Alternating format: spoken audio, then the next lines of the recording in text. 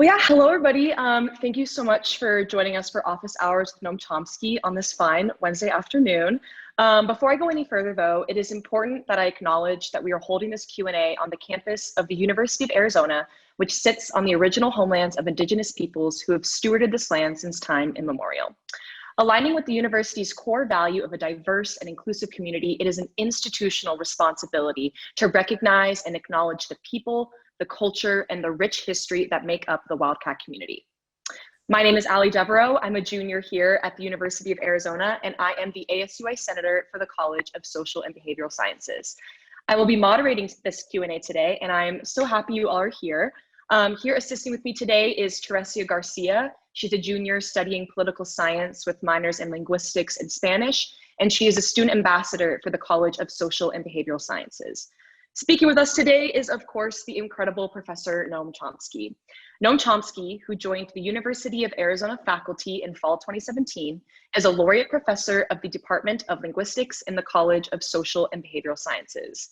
He is also the Agnes Nelms-Hauerby Chair in the Agnes Nelms-Hauerby Program in Environment and Social Justice. Professor Chomsky is one of the most influential public intellectuals in the world and is the founder of modern linguistics. He is an American linguist, activist, poet, philosopher, cognitive scientist, historian, and social critic. Professor Chomsky is also a major figure in analytic philosophy and is one of the founders of the field of cognitive science. He first worked at Massachusetts Institute of Technology, where he established a new graduate program in linguistics. We now have the privilege of having him on our staff here at the University of Arizona. And as an undergraduate student, you can now take courses with him about the meaning and importance of language in our society. We did receive the questions that you submitted when you were signing up, but using your submissions, unfortunately, we won't be able to see all of them, but you can also submit live questions to us using the Q&A button on the bottom right of your screen. And if you do submit a live question, please make sure you include what college you are in. But yeah, without further ado, let's get started. So Professor Chomsky, the first question actually comes from me, and I'm in the College of SPS. So as a linguist, Dr. Chomsky, much of your research involves oratory rhetoric, semantics, and semiology. What do you make of President Trump's use of Twitter, and how do you think it has impacted our democracy?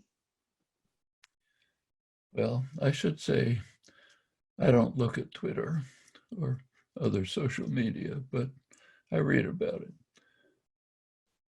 He's apparently using it successfully to mobilize an adoring group of worshipers who are very stable. They stay very much the same, whatever happens. Outside events appear to have no effect on their judgments. So overwhelmingly, according to polls, they think he's doing a fine job on the pandemic. The rest of the world thinks it's a catastrophe. A large number, we don't have exact numbers, but probably a majority don't think that global warming is even taking place because the master said he doesn't believe it.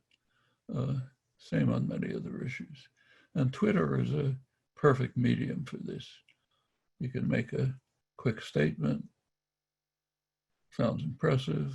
You don't have to have any evidence, don't need any arguments. So if you just feel like shooting off your mouth here and there, that's a way to do it, which is perfect for him.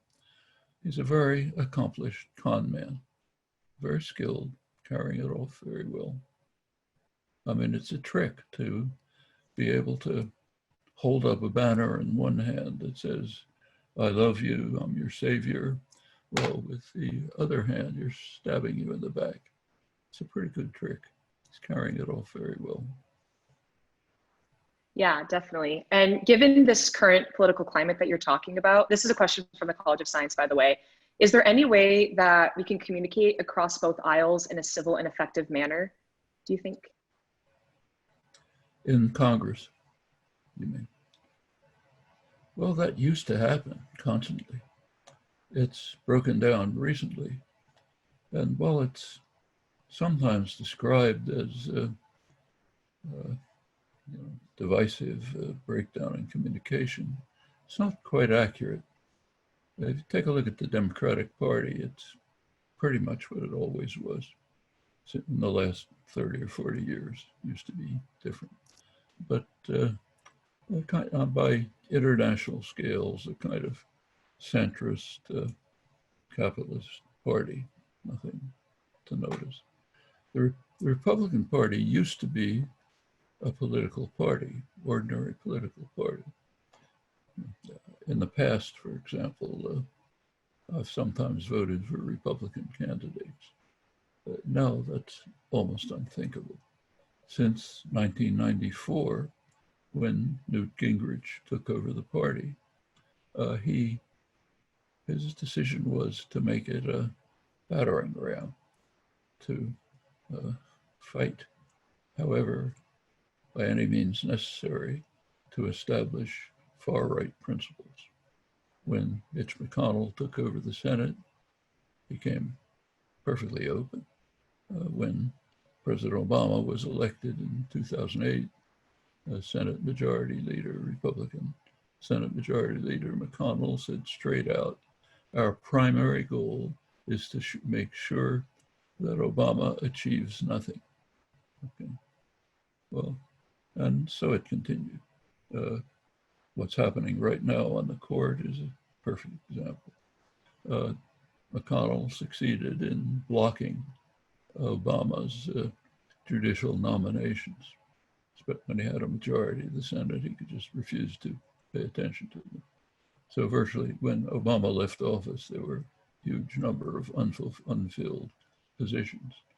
Since that time, the Senate, which years ago called itself with some plausibility the world's greatest deliberative body, has simply stopped deliberating, literally. I mean, the Democratic House sends legislation to the Senate. What they're supposed to do is, deliberate about it, and a House Senate committee passes legislation. That's the way the country's worked for forever, no longer. The Senate never looks at what's sent, literally. The Congress has sent hundreds of bills, nobody look at them. The one that has the most immediate consequences is the renewal of something like the CARES Act. The numbers ran out a couple months ago. Payments ran out. Countries in desperate need of federal stimulus. The funds are there, no problem creating them. The House sent a proposal in May. Senate refused to look at it. A couple of days before the final end of the CARES Act, they picked it up and proposed something that they'd thought about for a day or two, which was way below anything needed. And meanwhile, President Trump came into the act on the tweets. One day, let's have a huge stimulus. The next day, let's have nothing. The third day, some other thing. Nobody's paying attention. End result, people are in deep trouble. People who really need the funds to just continue with their lives are hanging out on a limb on a limb. But his adoring mobs think he's doing fine. He's helping them. That's the same on just about every other issue, international issues. We're in a very serious situation now with regard to nuclear weapons. President Trump has dismantled essentially the entire arms control regime, which provided some degree of security. Not much, but at least some. He's dismantled the INF Treaty, which negotiated by Ronald Reagan, Mikhail Gorbachev, dismantled the Open Skies Treaty, goes back to Eisenhower, threatening to carry out nuclear weapons tests, haven't been done for 30 years. The last one remaining is the New START Treaty, the major arms control treaty. It's due for renewal in February. The Russians, with the United States and the Russians, to sharply cut back the total number of nuclear weapons. Of course, that's security for everyone. The Russians have been pleading for a renegotiation or at least extension or something. Trump administration has just been refusing them, one or another reason, mostly pretty frivolous. But just the last couple of days, their negotiator, Billingsley, says, okay, we have a proposal. Nobody exactly knows what it is, but apparently it seems to ask the Russians to abandon some of their demands, and the U.S. abandons nothing. So they, of course, said, no, we can't do that. It has to be, by now it may very well be too late even to renegotiate. If it's coming up in February, if it goes, it's the end of the arms control regime. And in fact, if you look closely, there is a principle in what Trump is doing. It's not random. Literally, every international agreement or treaty that he didn't create has to be killed. Literally, every single one. It's all described as the worst thing ever, gotta kill it. On the other hand, the very few that he has established, no matter how ridiculous they are the greatest deal in the century, the most marvelous thing that ever happened. And this is happening in ways which are barely reported, but are extremely harmful to you and every other American. So just to take some recent examples, there is an international consortium, COVAX, which is working on efforts to develop a vaccine, or many vaccines, because we don't know which ones might work, and to do it cooperatively, which is obviously the most efficient way, and also to pay attention to some of the serious distributional problems. So how do we make sure that poor people in Africa have a chance to get it, not just so it won't just be monopolized by the very rich, and the same within a country. How can we make sure that poor people can get it, not just rich people? Practically every country in the world is part of that. Trump pulled out. He pulled out, has a pretext. Everything has a pretext. The pretext is the World Health Organization is involved. Why is that a problem? Because in his desperate efforts to cover up the fact that he's responsible for killing tens of thousands of Americans, maybe as many as 200,000, he has to find a scapegoat, trying various things. One of the ones he tried was the World Health Organization. So we pull out of the World Health Organization and try to destroy it. That has some consequences.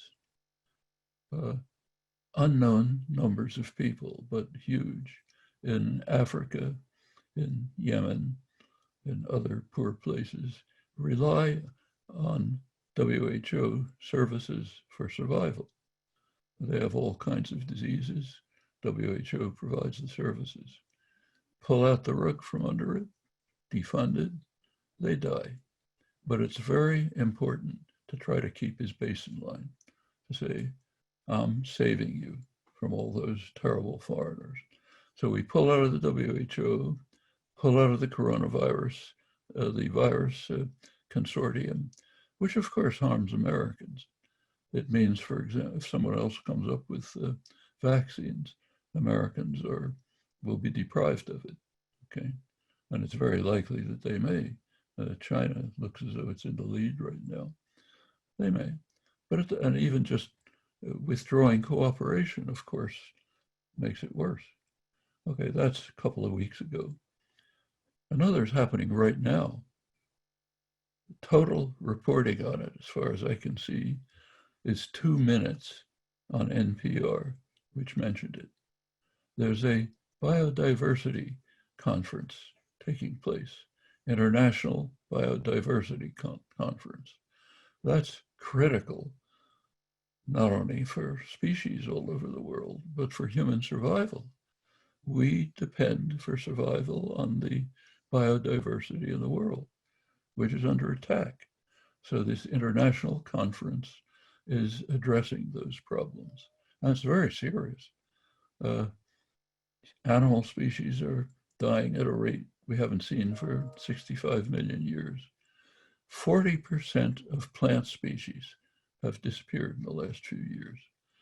That we can tell what that means. Insects are radically declining. We depend on them for survival. So the world is meeting in a conference. One country isn't attending, the United States. We have to kill everything that's going on unless the master started it. Same is true of the Iran treaty, arms control, across the board, no exceptions. That's what we're living with, and we have to make a decision about it in a couple of days as to whether it'll go on. Well, what's the rhetoric, to go back to that? A lot of it is just silence. So what I've just described, you can't read about. It's certainly not on Twitter. It's not even in the press. As I say, the biodiversity treaty, as far as I can tell, you could do more research if you like, but I couldn't find more than 2 minutes on NPR. COVAX, almost nothing. Other things mentioned and then forgotten. So yes, silence is a very good form of rhetoric. Twitter is a great way to stop thought. If you have to say something in a couple of symbols, you're not thinking. It's just dashing off what happens to be in your mind. For Trump and his confidence man job, it's perfect. Yeah, and kind of going with talking about like our relationships with other countries. What do you think of Saudi Arabia and the UAE normalization with Israel, and why do you think that's happening now? Well, it's a very interesting development. What's actually happening is not discussed. It's pretty straightforward. I'll come back to that in a moment. It's called peace treaties. They're not peace treaties. The countries aren't at war. Can't have peace treaty unless you're at war. Furthermore, they've had tacit relations for many years, close tacit relations. So what's happening is this is kind of formalizing them, bringing them out into the open. What's the significance of it? It's part of about the only serious geopolitical strategy that you can detect in the chaos of the White House. It originally comes from Steve Bannon, it seems. The idea is to create a reactionary international, the most reactionary states in the world, under the control of the White House, and put them together into an alliance, which will be the base for American power. So in the Western Hemisphere, prime member is Jair Bolsonaro, Brazil, kind of a small-time Trump clone, so he's fine.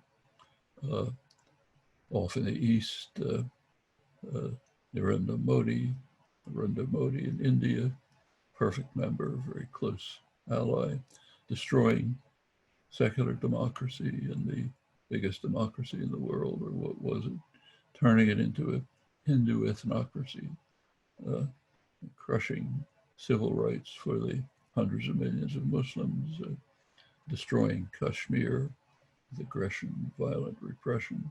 So he's a perfect member. Middle East is very important. So you take the most reactionary states in the world, the Gulf powers, family dictatorships, brutal family dictatorships. They're of course part of it. Al-Sisi's Egypt, which Trump has described as his favorite dictator. It's the worst, harshest dictatorship in Egypt's pretty ugly history. And the other element of it is Israel, which has moved so far to the right that it's a very natural component of this reactionary international alliance. And making these arrangements, formalizing the tacit relation arrangements, is just part of establishing more firmly the reactionary international. Has members in Europe too. Viktor Orban's Hungary, which is systematically destroying the democratic system, establishing what's sometimes called an illiberal democracy, which means basically a dictatorship with democratic forms. So he's part of it. Italy, Mario Salvini, who's close to attaining power. He's ultra right winger who gets his kicks out of watching miserable people fleeing from European atrocities in Africa, watching them drown by the thousands in the Mediterranean and expediting that. It's his main activity. So he's a natural member, and others scattered around the world. It's a geostrategic strategy, it taking shape, and what you're describing in the Middle East is simply one part of it. Yeah. And this question comes from the College of SBS. What do you think of text or sentiment analysis and text mining in politics, including like predictive algorithms and other technologies like that? For politics. Well, there's an interesting article in the New Yorker about a couple of weeks ago by Jill Lepore, very good American historian. She studied the first effort at this, Simulmatics, it was called. I was watching it at the time. A lot of it was based at MIT, where it was at the political science department. They came along with a program back in the 50s. It was sold to Kennedy. He used to try to divide the population into endless numbers of categories. So people who like dogs, people who sleep late at night in the morning, any possible category think of. Then taking polling data for each of these categories and trying to figure out what message a politician could use to micro-target that particular population. So if it's people who like dogs, the politician can say something to them about dogs. And Adlai Stevenson, who was running for the primary at the time, he totally rejected it. He says this is radically opposed to democracy. It doesn't want anything to do with it. The Kennedy people picked it up and tried to use it. Republicans were a little behind in those days, so the Democrats pioneered it. Then they tried it later and some other things. The thing finally totally collapsed. Total failure, achieved nothing. So they went out of business. If you take a look at Jill Lepore's article, you can run through the details. It's now picked up with much faster computers, more memory, a lot more data. So groups like Cambridge Analytica have been using it. They used it in the 2016 election for the Republicans. It's very hard to tell what consequences there were. It's not easy to detect the consequences. A ton of it is going on now, of course. It's, when people talk about Russian interference, you have to laugh. It's not, it's like a straw on a haystack as compared with this stuff, whatever it is. Sometimes we don't have good data on what the effects are. It's very hard to measure, but there are some fairly suggestive results. But one of them was in the German election a couple of years ago. Got very little coverage here outside of the business press. The business press covered it accurately, Bloomberg News and others. And it was quite interesting. There's a neo-fascist party in Germany Alternative for Deutschland, Alternative for Germany. It was running in the election, and it surprised everyone by getting a very substantial part of the vote.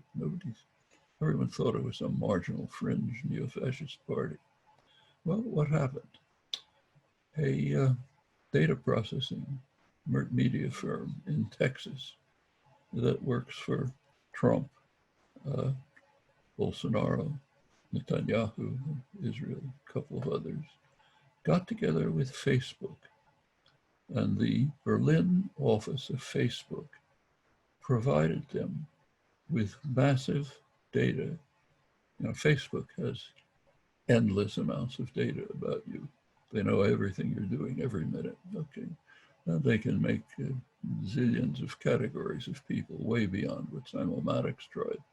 So they provided this company with data, of demographic data of that kind for their campaign. And they went ahead and micro-targeted people who they thought could be induced to vote for the neo-fascist party if they got the right message. And it appears that it worked pretty effectively. Their numbers went way up.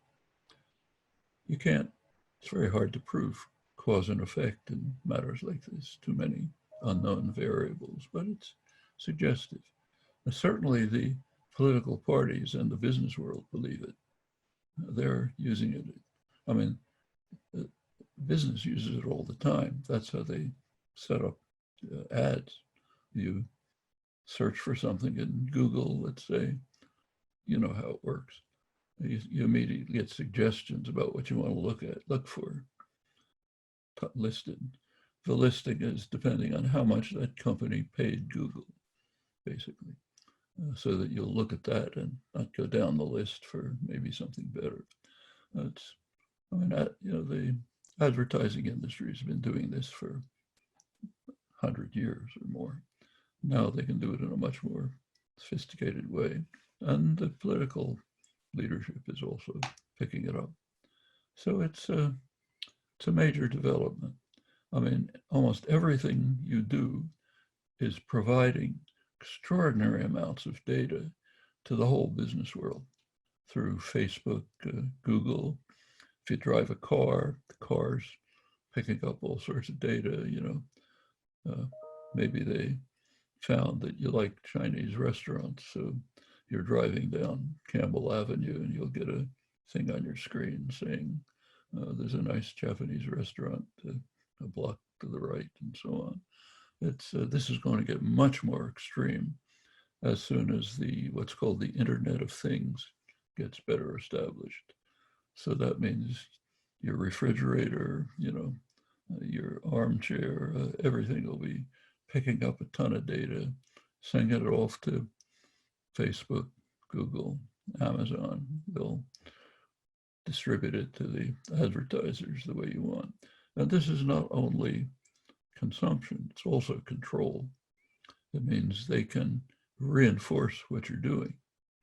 So for example, if you're driving a car and you didn't stop at a traffic light, your insurance company can send you a message saying your rates are going up. This has been developed to the farthest extreme in China, where there are some cities in China which are very tightly controlled.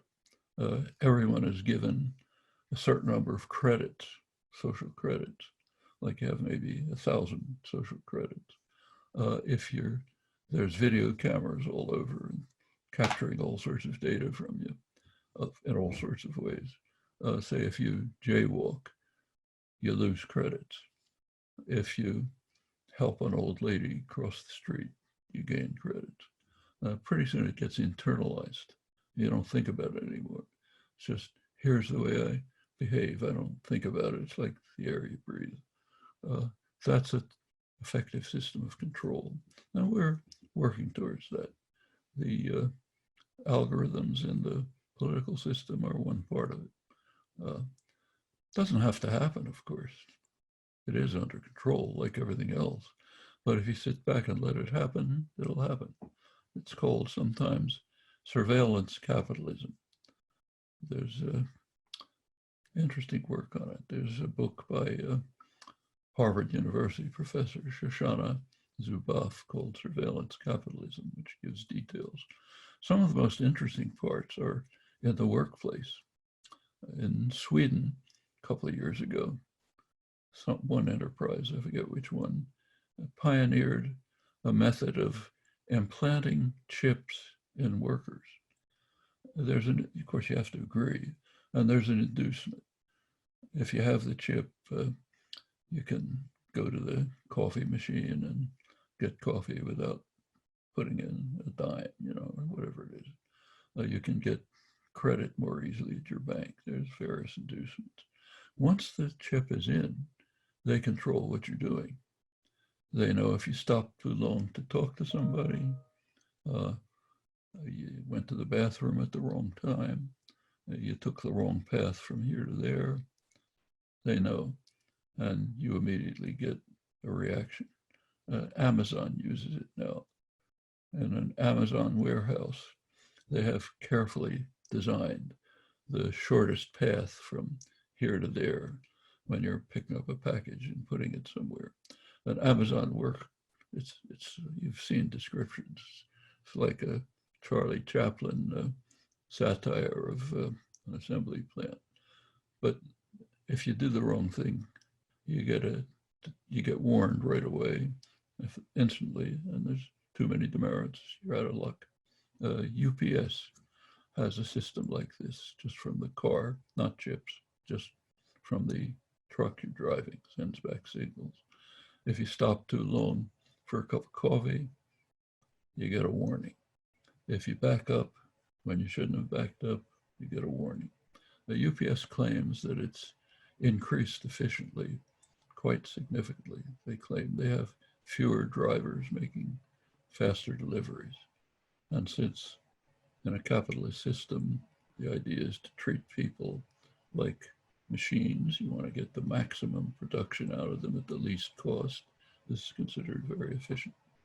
And undoubtedly will spread to other things, including chip implanting. So that's the future you can look for if you let it happen. By no means has to happen. Yeah, I've definitely noticed as a young person, like on social media algorithms, you kind of get stuck in an echo chamber. So in regards to your experience, this is from the College of Science and Technology. Can you describe a day in the life without technology, such as phones? Should we disconnect whenever possible? And does this change our thought patterns and therefore change the meaning of words via our connection with technology? Well, there's one easy way, mine. Don't have a phone, then you can't. But if you want one, you have to remember that everything you're doing is being recorded, sent back to the data processors, everything. So it's up to you whether you want that to happen.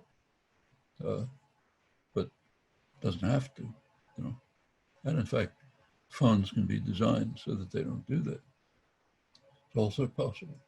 Why should Apple have the right to determine whether you're under constant surveillance and control all the time? Did anybody give them that right? Did you give them that right? Nobody. So take it away. Can't happen. That's what government regulations are for. That's why you have regulations to keep people from, say, dumping their garbage on the neighbor's lawn. If you had a total free market, no regulations, what libertarians are supposed to want, then there's no reason why you shouldn't dump your garbage on your neighbor's lawn. Why not? It's easier than putting it in the trash can. But you have civilized communities have developed regulations which keep certain norms of behavior. Well, they could have norms of behavior that says Apple can't record everything in your life. Perfectly possible. It's technically possible. And if they refuse to do it, put them out of business. It's possible too. After all, they're mostly a drain on the economy. So for example, Apple doesn't bother paying taxes. They have a very easy way not to. They're not an American company. The profits are all in the United States, but the company's in Ireland. They probably have an office, maybe about the size of the room I'm now sitting in, where secretary shows up every couple of days and does something. So therefore, they pay taxes in Ireland, which are very low. This used to be illegal. Up until Ronald Reagan, this was illegal. And it was enforced by the Treasury Department. And it didn't happen. No tax havens, no shell companies, none of these devices for the rich and the corporate sector to evade taxes. But under the impact of what is called liberty, that's the word that's used, the Reagan administration opened the spigots. Substantial effect in lots of ways. Nobody knows the details about tax havens because they're secret. They could be made public, of course, but Congress doesn't use its subpoena power. It's too much in the pockets of the wealthy. But there is evidence that comes out. So the Panama Papers that were leaked a couple of years ago gave a ton of evidence about the amount. And economists have tried to make some estimate of the amount that the public is robbed this way. Their estimates are tens of trillions of dollars. It's not small change.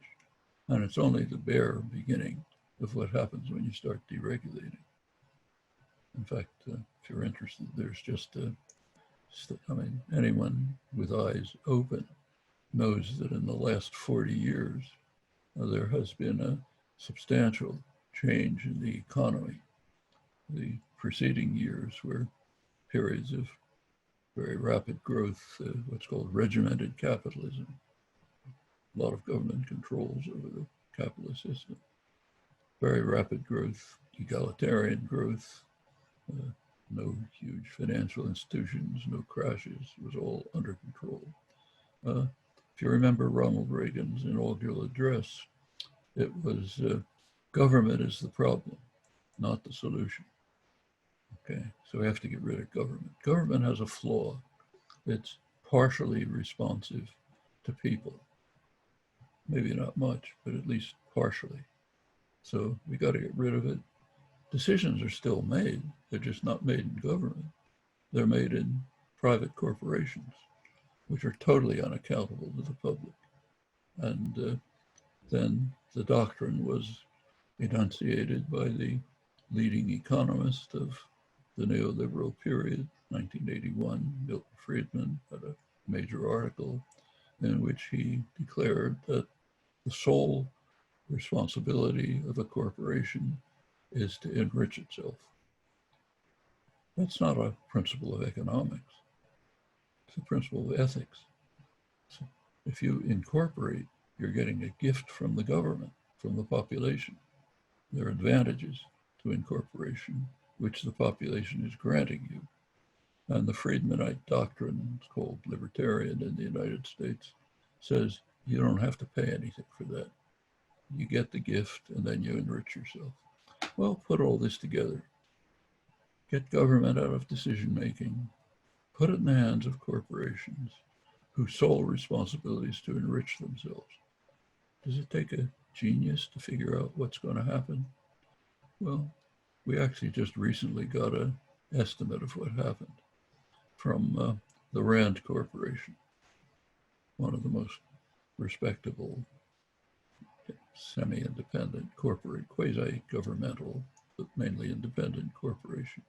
They're just a careful study of the way they put it is in polite terms, is how much income, how much wealth was transferred from the lower 90% of the population to the top in the last 40 years. I would say robbed, they say transferred. That's from the middle class and the working class to the very rich. Nice little sum. $47 trillion in the last 40 years. Now that's why people's wages are stagnating, while People have precarious jobs. They can't get from paycheck to paycheck. Well, incomes at the very top have gone into the stratosphere. And it's not the top 10%. It's more like the top 0.1%. It's very sharply skewed at the top. Others gained, but very sharply skewed. In fact, there we actually have real numbers. The share of wealth of 0.1% of the population has doubled since Reagan, from 10% to 20%. Okay, 20% of the country's wealth in the hands of 0.1% of the population. Tax laws have been changed so that by now, for the first time in over a century, labor's taxed higher than capital. Billionaires pay less taxes than teachers, storekeepers, plumbers, and so on. Okay, those are policy decisions. They're not principles of economics. They are policy decisions made by those who took over the government and those in the private sector. A lot of them are backed by academic professionals. A lot of the economics profession supports this. Think tanks, big Koch brothers, huge think do it. Lots of people are involved. And they've created a certain kind of world. It's also the world of surveillance capitalism. They can control you better. Again, none of it's inevitable. There are alternatives. In fact, there were alternatives to this in the couple of decades after the Second World War. And we can certainly go well beyond that. Yeah, and in talking about like kind of lobbying and corporations coming in, this kind of relates to this question. This is from the College of SBS. How do we keep the climate crisis centered during Biden's presidency, and how do we push revolutionary values under such a centrist? That's what people say. Well, first thing to do is to get to know about it. And that's not so simple. Take a look at polls. They're divided between Democrats and Republicans. And none of the figures are very impressive, I should say. But among Republicans, if I remember correctly, I think about half don't agree that global warming's even taken place. Now, the phrase, since you asked about rhetoric, the phrase climate change is an interesting one. That's the term that's used. You don't talk about global warming or boiling the atmosphere, which would be more accurate terms. You use a neutral term. Climate change can mean anything, so it's pretty safe. So we only talk about climate change. Well, what it means is boiling the atmosphere. About half of Republicans don't think it's happening. I think maybe 20% or so, if I remember the polls correctly, think that it's anthropogenic, that humans are playing a significant role in it, and that it's an urgent problem. It's a big educational task, and it's not just among the Republicans. Open this morning's New York Times. There's you look at the editorial page. At the bottom of the editorials, there's a questionnaire that asks people to put in your opinion. What are the reasons why you're voting or not voting this year? What are the big issues for you? And then it gives a couple of suggestions. Now, two things are missing. One, global warming. Two, threat of nuclear war. In other words, I could add three, the deterioration of democracy. The major threats that we face, the first two, the worst threats humans have ever faced in their entire history, those are not reasons for voting, according to the New York Times editors. Take a look at the two conventions. Did you hear anything about these? It's all about other things. The character of the candidates, something like that. How many children Amy Barrett has, something like that. There's a little talk about the fact that she's a climate change denier. A little. That's pretty serious. a lot of cases are coming to the Supreme Court about environmental encroachments by the major fossil fuel industries. They're coming to the courts. She doesn't say she's a denier. She says she doesn't know about it. You know, I mean, not to know about it is like living as a hermit in Montana somewhere. Everybody else has plenty of information about it. But the Supreme Court justice doesn't know about it. The one who's going to have to make a judgment when ExxonMobil comes along and says, we want to have more drilling offshore and so on. Okay. It's barely even being discussed. You know? So it's, first thing is plenty of educational work. Second thing to remember, not much time. We have maybe a decade or two to deal with this crisis. That does not mean that catastrophe comes in 2 decades. It means we get past the point where we can deal with it. Okay, that's what's likely to happen within a couple of decades. You've passed the point where you can do anything. What's the Arctic ice sheets melt? That's permanent. The ppm particles in the atmosphere, they're there to stay. Particles per million in the atmosphere, they're there to stay. They're not going to go away. So what's happening stays, and then you could prevent it from going to cataclysm within a couple of years. And it's feasible. The means are available. Actually, I don't want to toot my own horn, but I have a book that just came out with Bob Pollin, very good economist at University of Amherst, Massachusetts Amherst, has been working on this for years, worked out very detailed analyses, confirmed by others who use similar models and come out with the same conclusions. They're all pretty much in the same ballpark. Jeff Sachs at Columbia, others. And have good reason to believe that within maybe 2 to 3% of gross domestic product, which is substantial, but not astronomical, that we could deal with all these crises.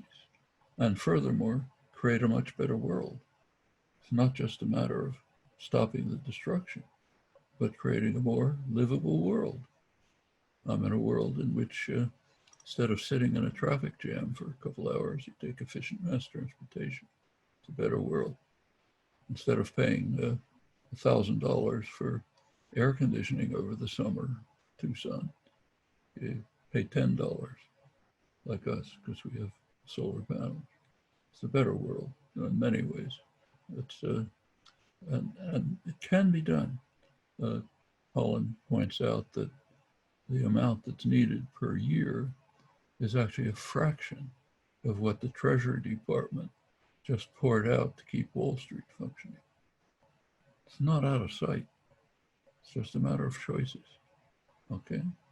So how to deal with it? First, education.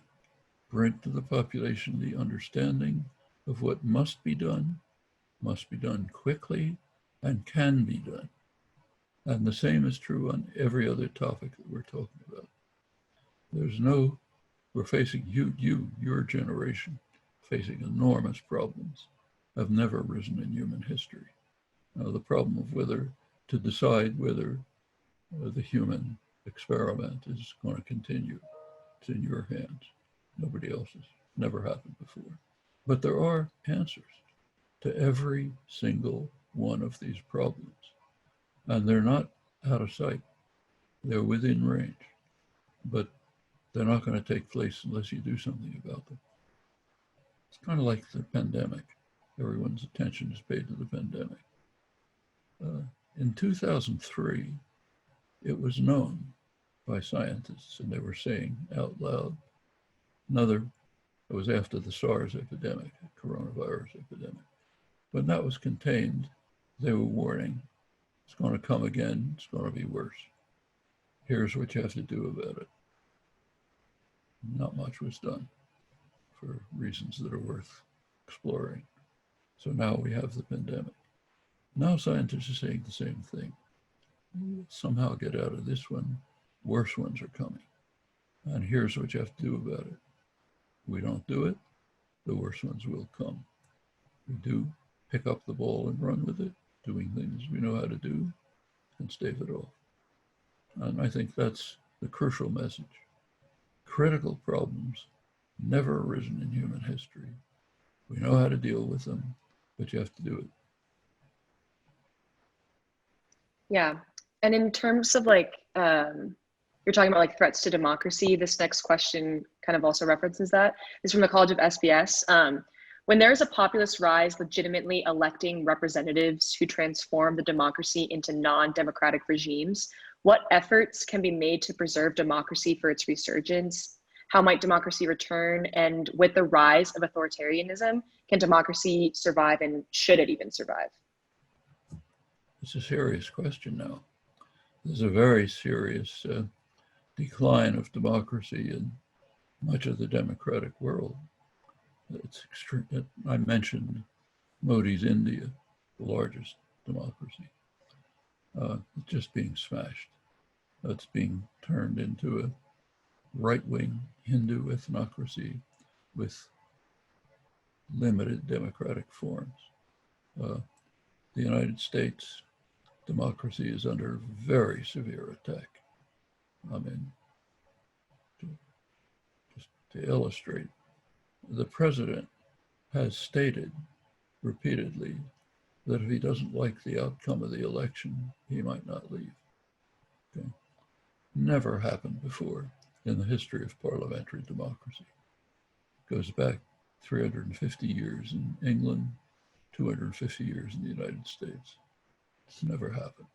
And it's taken very seriously in the highest places, including even the US military, which might be called upon to do something about it. So I don't know if you read it, but a couple of weeks ago, there was an open letter addressed to General Milley, the top commander in the country, chairman of the Joint Chiefs of Staff. The letter was written by two highly respected top commanders, retired, John Nagel, Paul Yingling, lieutenant colonels, very highly regarded. Very strong letter, worth reading. You can find it on the internet.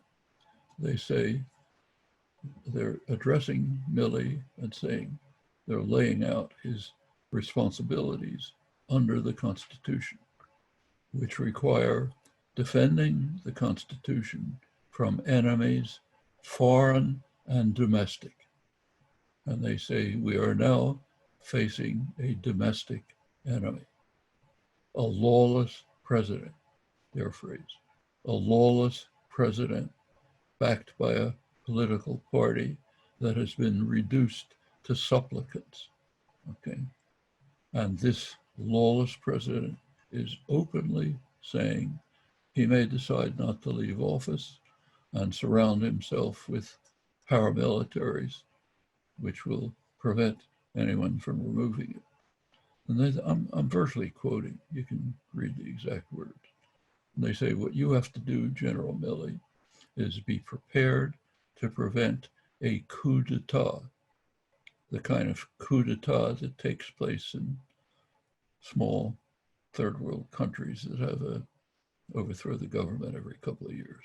That's what we're facing. And he says, it's your duty to send a battalion of the 82nd Airborne or some other military unit to disperse the paramilitaries and the armed militias and to force the lawless president out of office if he refuses to go. This was unthinkable in the last couple hundred years. And it's not the only case. It's not the, you can read leading columnists saying, maybe this is our last democratic election. Detailed descriptions in the journals of the devices that the Republican Party is now planning to try to find a way to discredit and undermine the election in many ways. And maybe if they can, throw it into the House of Representatives where there's one vote per state and the Republicans happen to have a majority of states. These are all being planned. Nothing like this has ever been imagined. I mean, take Richard Nixon, not the loveliest guy in history. He had pretty good reason to believe that the 1960 election was stolen by machinations of the Democratic Party in urban areas like Chicago that they controlled. It seems like they manipulated the votes. He had a case. Okay. He didn't pursue it. He didn't challenge the election. He put the welfare of the country ahead of his personal ambition. That's Richard Nixon. 20 years later, the election was basically stolen by the Supreme Court. Al Gore didn't challenge it. Welfare of the country is more important than personal ambition. You can't even imagine that today. The welfare of the country more important than Trump's ambition. I mean, you can't even laugh. That's what we've come to. Well, that's extreme in the United States. It's pretty serious, it's very serious in India. Let's take the oldest democracy in the world, Britain. Okay. I don't know how much you follow British politics, but it's interesting what's happened. Boris Johnson was elected prime minister. He wanted to ram through his own version of Brexit. So what he did was suspend Parliament, technical term, prorogued Parliament. This set off a furor in British legal circles, destroying the constitutional order of the last 350 years.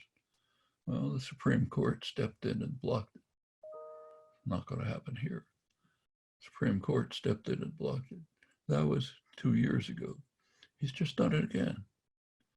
He just made an agreement with Europe, basically a treaty on the form of Brexit. He just decided he didn't like it.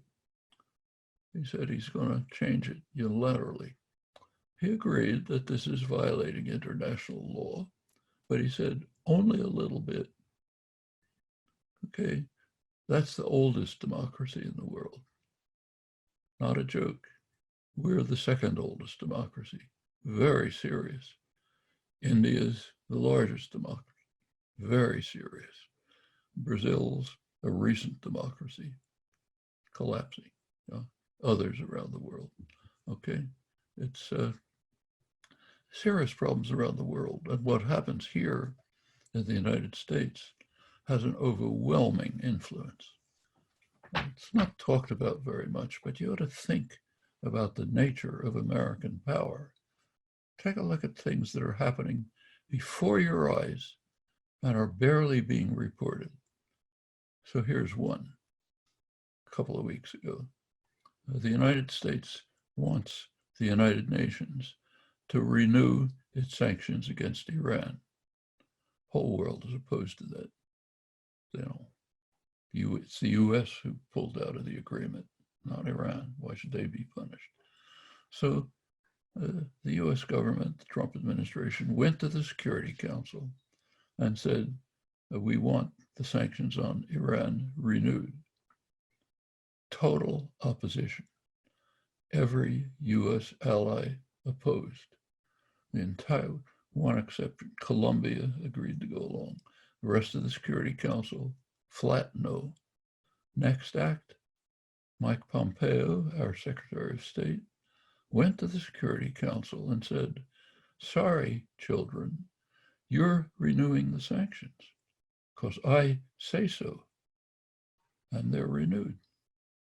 And nobody's going to step on the toes of the Godfather. It's too dangerous.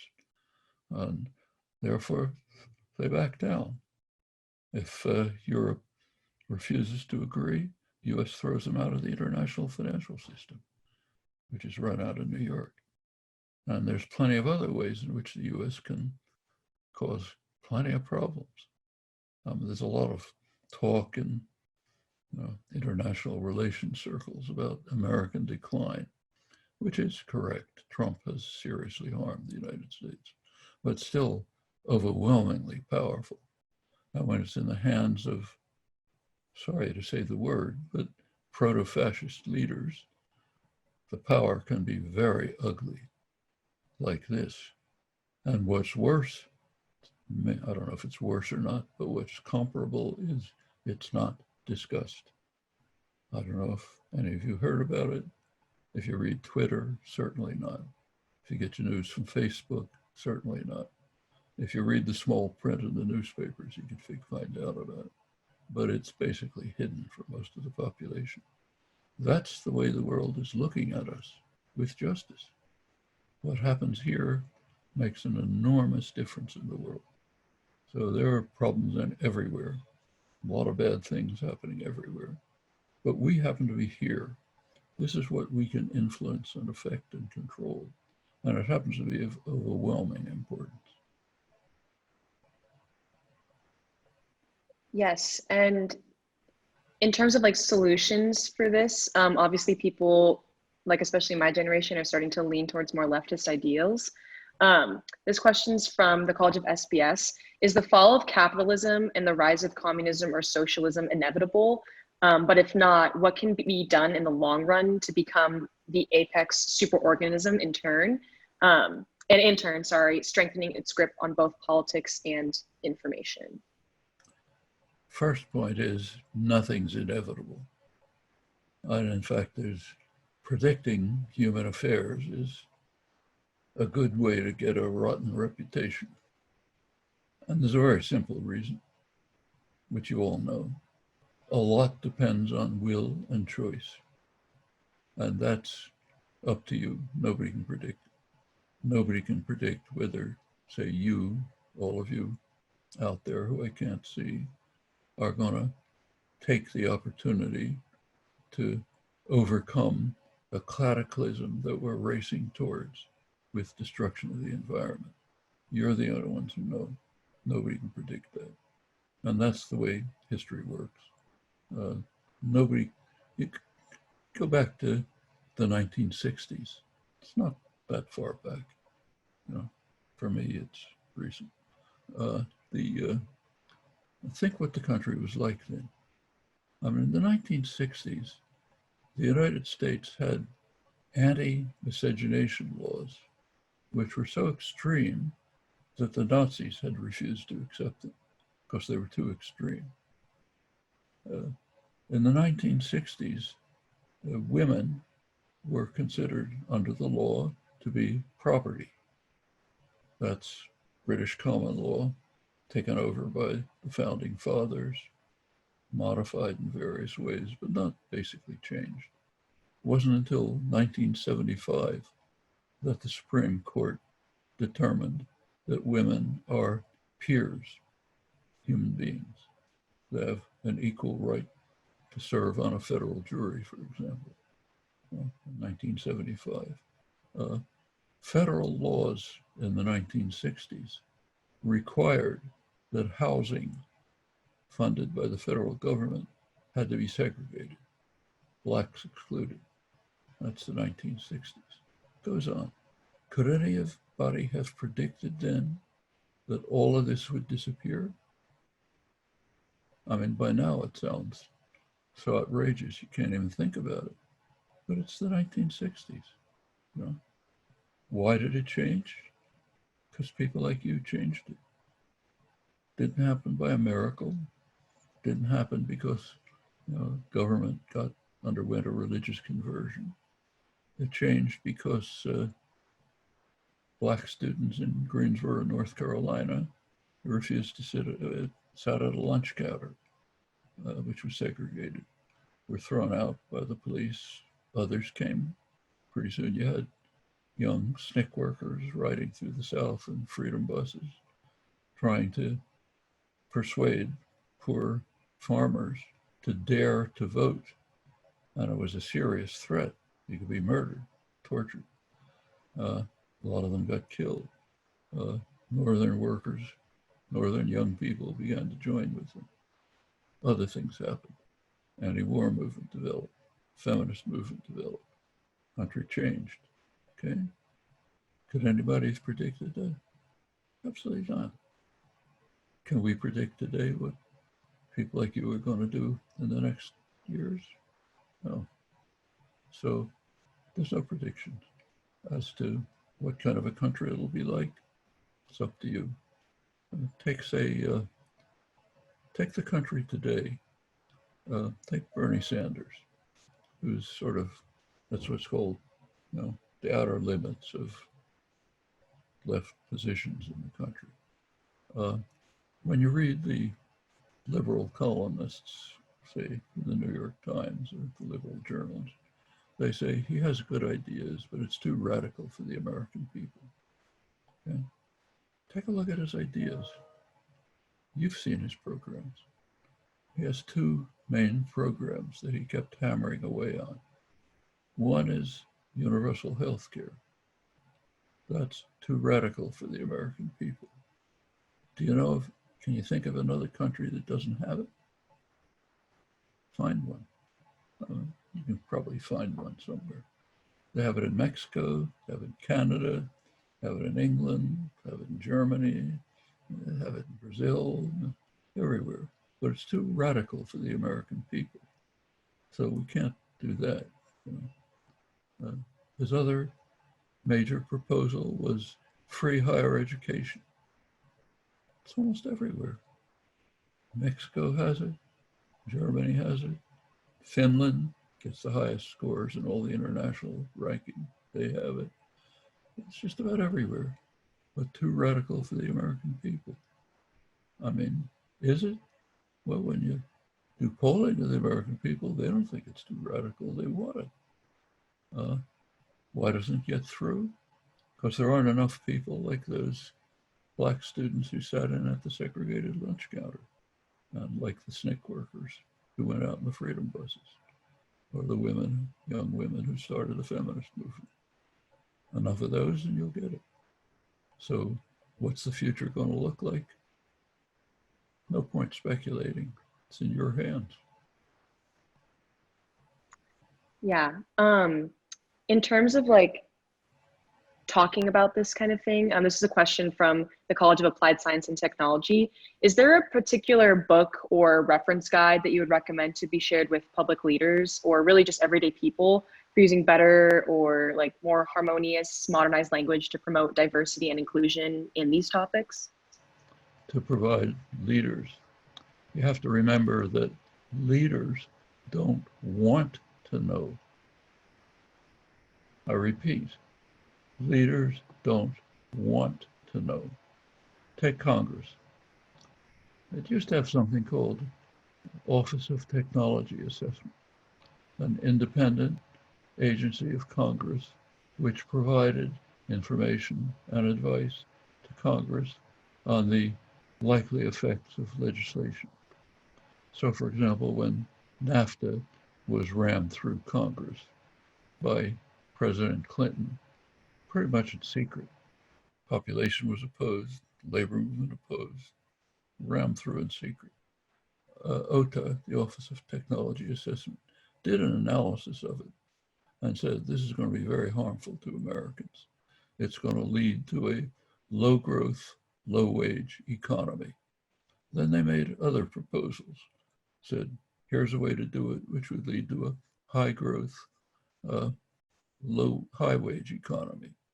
The labor movement came out independently with very similar proposals. Congress reacted to this, destroyed the Office of Technology Assessment. We don't want those guys around. We don't want information of that kind. We have goals. We have to serve the rich and the powerful. We don't want information that's going to bother us. Trump administration has carried it to ludicrous extremes. You've read about it. If you're in the Environmental Protection Agency, you're not allowed to use the word climate. Scientific advice, throw out. There was it's gotten to be a real scandal. Scientists, for the first time in their history, the science journals are, for the first time, calling for getting rid of the Trump regime. Nature, major scientific journal, New England Journal of Medicine. It's been around for 200 years, the main US journal. First time ever came out with an editorial saying we got to get rid of this. It's going to destroy us. Scientific American, 175 years or so, first time ever. The scientists around the world are, including the United States, can't believe what's happening. So yes, if you don't want to know because you have policies you want to pursue, there's no point giving you a reference book saying, here's what you can do. Yeah. So kind of in terms of like politicians, like talking about them, this is from the College of SBS. I'm assuming you've recently watched like the presidential and presidential debates from these past couple of weeks. What do you think of the language and rhetoric used by both parties, and how did it help or hurt them for their election for this upcoming election? Yeah. Well, to tell you the truth, I looked at the first 5 minutes of each debate and then walked away. I mean, the presidential debate, it was obvious in the first 5 minutes that it's just going to be a clown screeching, trying to prevent any discussion. Okay, turn that off.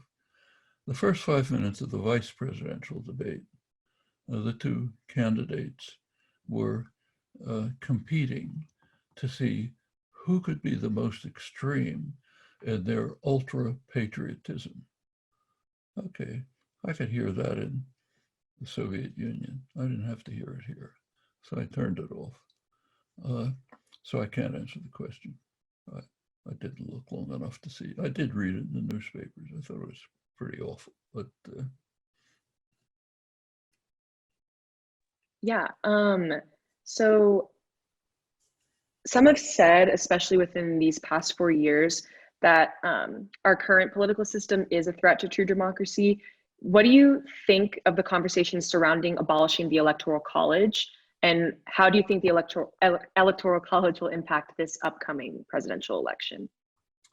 well, the Electoral College is a scandal, but it's not the worst scandal.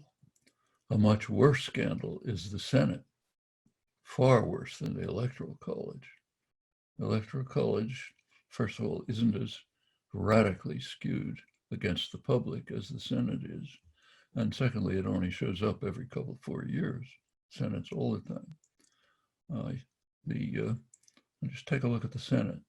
The state of Wyoming has around 500,000 people, 2 senators. State of California, 40 million people, 2 senators. If you go back to the 18th century, the US Constitution was a fairly progressive document. Even the phrase, we the people, putting aside how it was implemented, but even the phrase was a radical. In fact, the great statesmen of Europe were outraged by what they called this Republican radicalism. Metternich, the Tsar, others, the King of England. We've got to destroy this radicalism before it spreads and destroys the civilized world. Okay, that was the 18th century. For a country today to be living by what was thought by a group of quite intelligent, white, rich, slave-owning racists in the 18th century is amazing.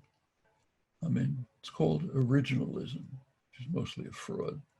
It's called originalism, but the idea is outlandish. I mean, if the United States were to apply to the European Union to ask to be admitted, it would be turned down by the European Court of Justice for reasons like this alone. Well, now comes a serious problem. Can we do anything about it? Only by constitutional amendment. That's ruled out by the radically undemocratic character of the system. The small states have enough votes to block any constitutional amendment that will reduce either their role or the role of their particular demography, which happens to be largely white Christian, conservative, traditional, and so on. That's the world they want, and they can block it. By now, about 15, 20% of the population can pretty much run the country. That's pretty serious. Putting aside Trump and Gingrich and the others who've destroyed the Republican Party, putting all that aside, we're coming up to a constitutional crisis, serious one. It's not very clear how it can be resolved. Yeah, and this also comes from the College of SPS again. They wrote that this question actually comes from their 13-year-old nephew who is watching with us. If you were president of the United States, what would you do to help diminish the number of COVID cases or any other socioeconomic issues we have today? Well, the COVID cases, I would do just what scientists all over the world know how to do. Let's take a look at some facts. The first signs of the COVID pandemic were in late December in China. Within 2 weeks, Chinese scientists had identified the virus, sequenced the genome, provided the information to the World Health Organization, virologists all over the world. That was January 10th. Countries reacted in various ways. So take the borders of China, and take Vietnam, not a super rich country. How many cases do they have? None. And for the first couple of months, none at all. They have a 1,400-kilometer border with South China, where the pandemic was located. Essentially no cases. Now they have a few because of visitors. South Korea, they happen to have a serious pandemic, grew out of a church, where it spread very rapidly. They contained it, did careful testing, tracing contacts and contacting people, controlling them. They never had a lockdown. It's under control. New Zealand, they went to a lockdown. It's under control. Very few cases. Australia, under control. Taiwan, under control. China itself, largely under control. Countries function, not totally, but managed. You look at Europe, they kind of dithered. They didn't pay much attention. But then they finally started to get their act together. Some of them quite effectively. Nordic countries, Germany, even Italy's opened up. Some not so effectively. France, worst of them, United Kingdom, Britain, pretty bad. They didn't follow scientists' advice. The United States is off the spectrum, the worst of all of them. It's, in fact, if you look at the number of cases and deaths which are reported daily, come from the Johns Hopkins Public Health analysts, 3 countries are way on the lead: United States, Brazil, and India. Happens to be 3 countries with highly authoritarian leaders undermining democracy. Maybe this is accident, maybe it's not, but those are the figures. In 4th place, far behind, is Russia, not exactly a wonderful democratic country. Then trailing behind are others. Now, you have to add some qualifications here. This is number of cases. It's not counting in rate of cases, things like that. But if you add that in, it gets a little more complicated. But these figures still remain pretty striking. Now, what happened in the United States is the White House simply refused to take action.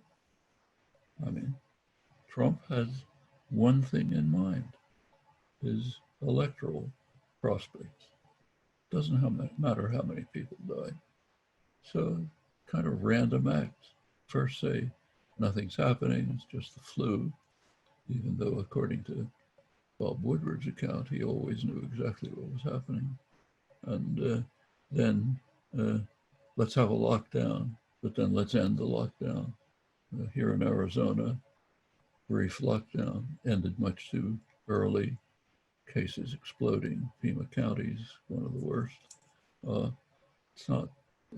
Do we have less resources in Pima County than Vietnam or Senegal or Liberia, where they managed to control it? I mean, does that make sense? I don't think so. These are political choices. And it was in the hands of a leadership that just didn't care about their own populations as compared with others that did. It's kind of dramatic that countries like Vietnam, Cuba, Senegal, Liberia, they've managed to deal with it. The United States can't. I mean, are we a crippled, helpless giant, the way Nixon said? I don't think so.